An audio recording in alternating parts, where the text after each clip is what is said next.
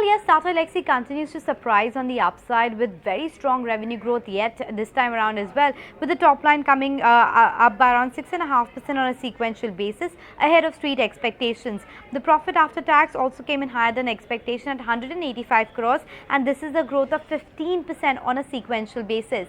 The company has been reporting industry-leading margins, and yet again they have done that, because the EBIT margins stand at 30.5%, and this compares to the other companies where the average is anywhere between 15 to 25%. So there is a definite upside when it comes to the margins for Tata Elxsi, and this time around as well the margins have come in better than expectation. The street was expecting a number of around 29%. It has come in at 30.5%.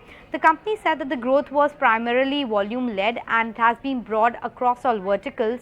They have added around 771 employees this quarter, which is double of what they did last quarter, and that tells you that the company is quite optimistic and confident about the demand environment. Attrition has also slowed down, which is another positive. Attrition has come down to 19% versus 21% earlier.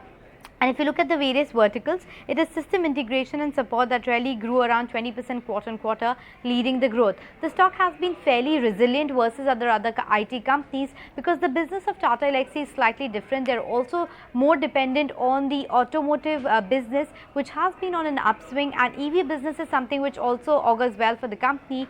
And overall, if you look at the margin profile plus other levers, they stand to benefit more than the other IT companies, and that's the reason the stock has been fairly resilient.